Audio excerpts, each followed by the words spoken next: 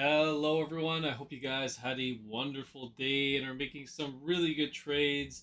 And let's dive right into the analysis here. So, for me, looks like the markets probably want to go higher here.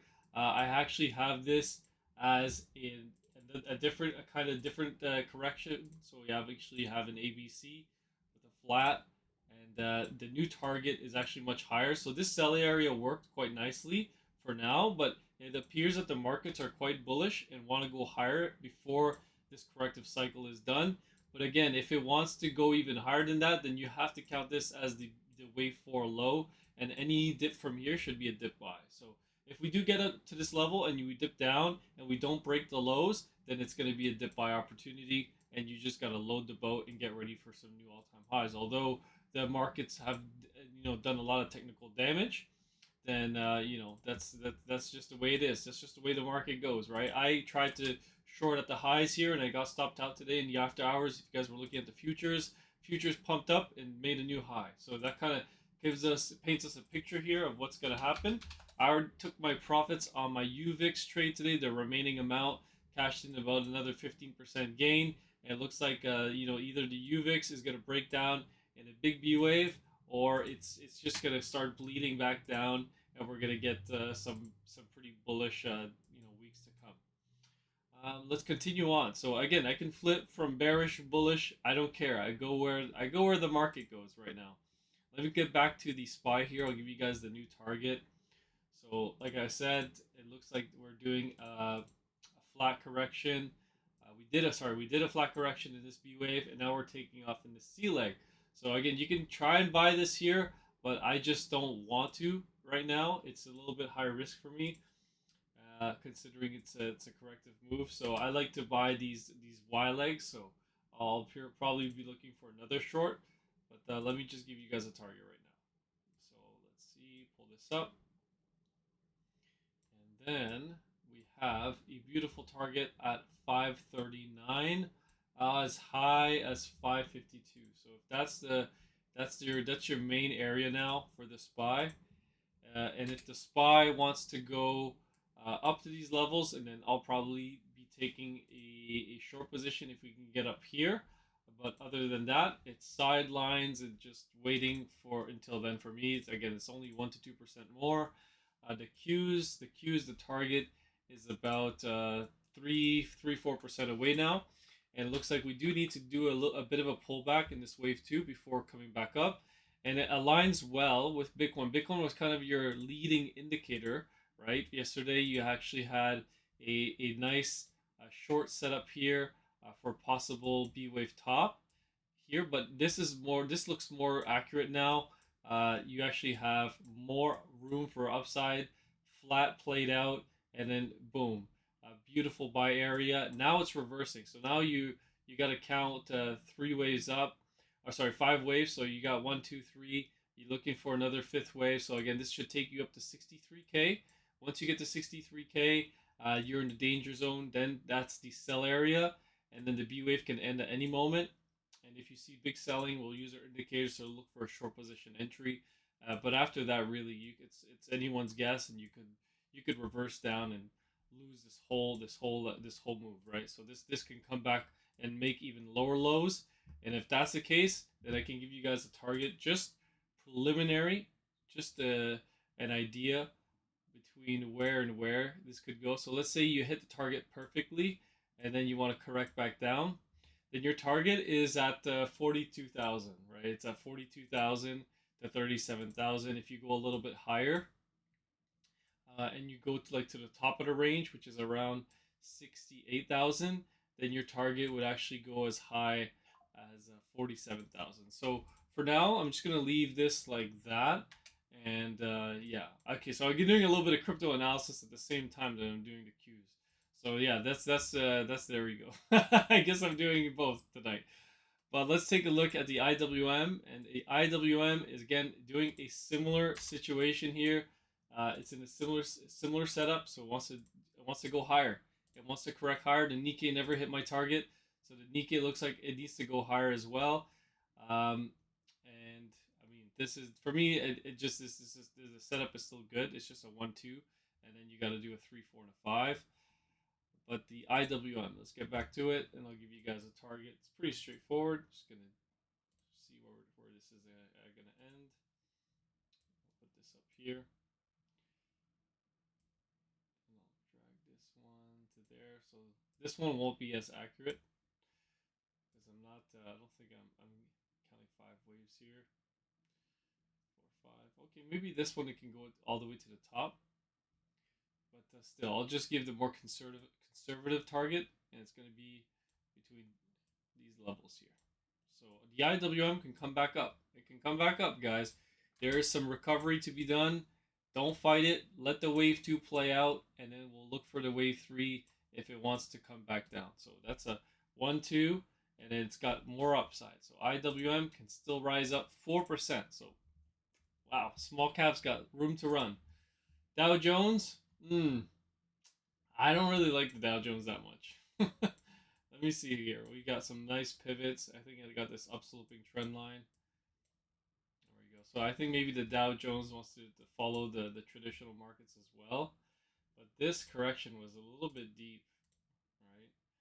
And it looks like it could go higher, but man, that's not a nice setup for the Dow Jones. Let's see.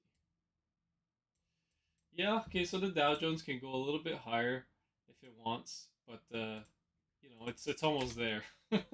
I guess this is a lower volatility index, so one to 2% max, and then you should be in your sell area. Okay, and that's basically it.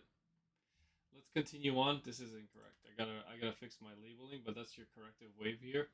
Let me continue on. We'll take a look at some individual names because everything seems to be pumping like crazy now.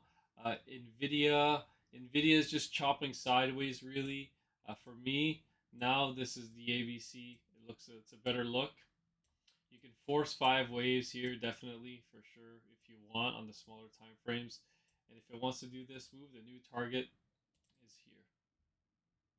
And you got to update these charts as the charts develop, right? You got to adapt and you got to move with it.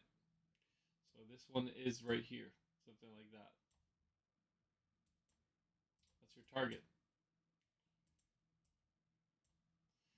And if it wants to come up, then it's a short at 115.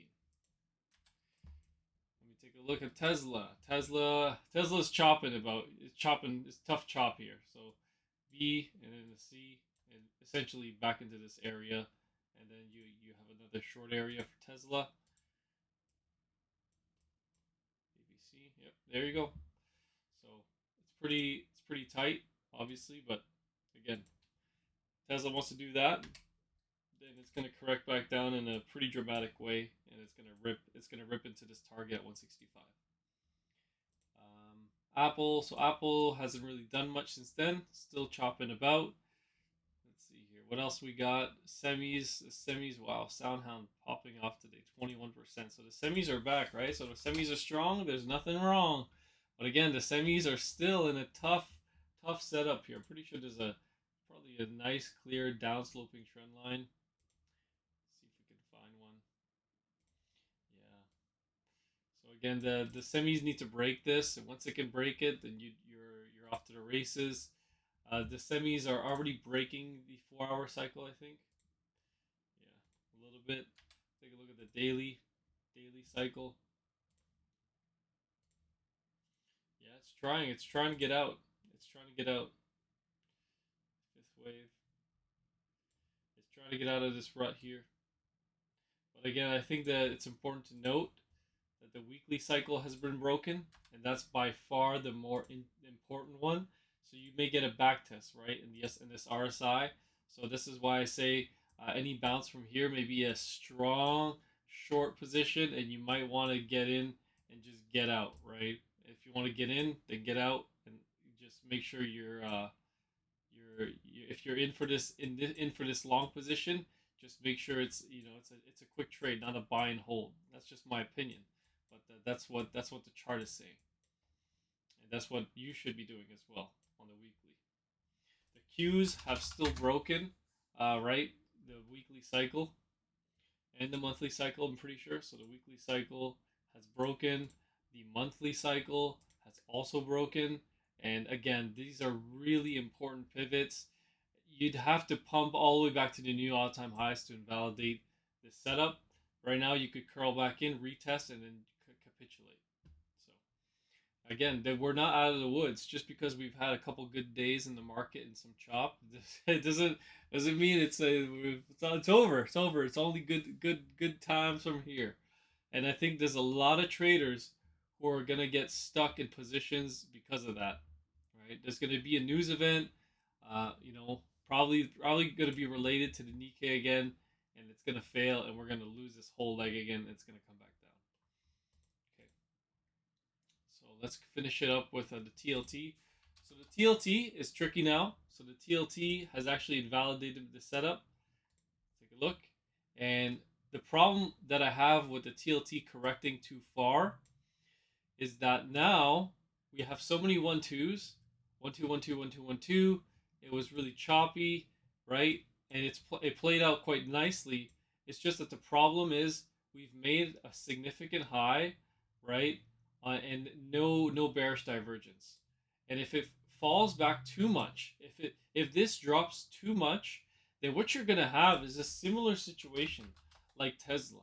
This is gonna end up being a flat, like a connector wave for more downside. I mean, look at this, right? With this RSI peaked, we had a big drop, we had a chance to make another high with divergence, but we just couldn't. We just couldn't, and look at it now. Like it just keeps falling apart, right? And Tesla is on its way to 165.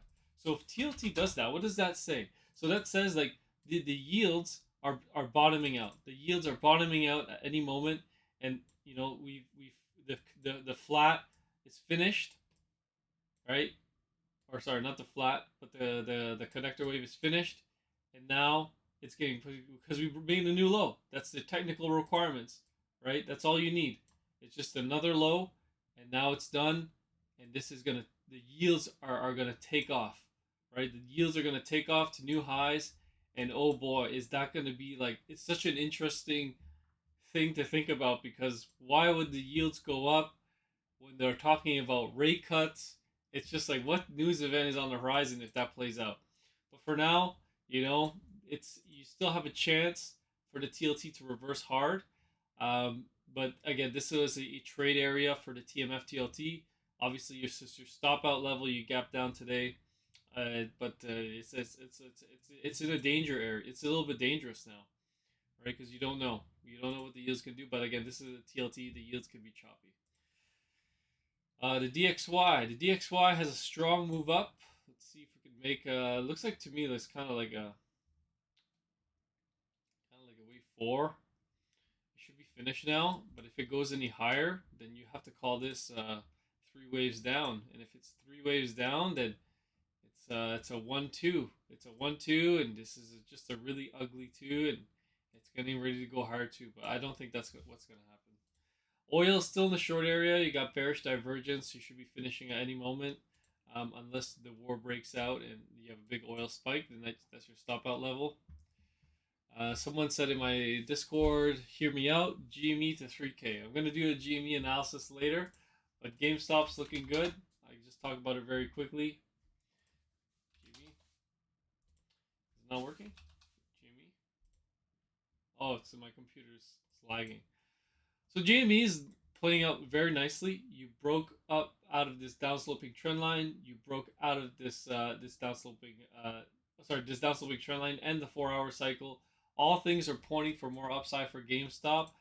The only thing that's holding me back from getting into a long position, again, for the people that were watching me, this was your buy level. We hit it perfectly. And if you got that entry, congrats. Like I saw some people in the comments saying I'm trying to be too cute with my entry. It's just too much risk for me in the market, like the market as a whole, for me to just YOLO into GME again.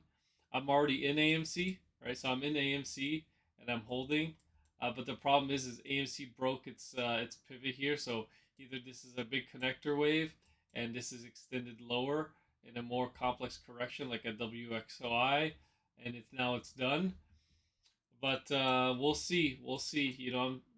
It's risky to be going about here, just going crazy on GameStop when the financial markets are in turmoil because the banks are trying to unwind the carry trade. They got trillions of dollars tied up in it. So there's a lot of risk. There's a lot of risk right now in the markets, and I'd rather be in cash than in GameStop, to be honest. Let me get. Let's finish it up with. Let's finish it up with silver and gold. So silver is a tough trade. I stopped out. I stopped out. I just decided to stop out today because it's just, again, like I said, it's a lot of risk in the market. Some people are saying there's almost next to no risk, and that's why they're going crazy long right now. So I'm afraid that they may get wiped out on this next leg down in this market if we were to get it. Something like this, like the C leg and this Y would just absolutely destroy everyone. It would be another 15% drop. And I don't know when and how it would occur, but we'll see. Just be patient. I'm gonna wait for the setup to come, like I did here. I waited for the setup to come to me in that beautiful short position. Okay, so that's it for today for me. I could talk about market cipher very quickly. So again, we got weekly cycle corrections going on. Now we should be getting a B wave bounce.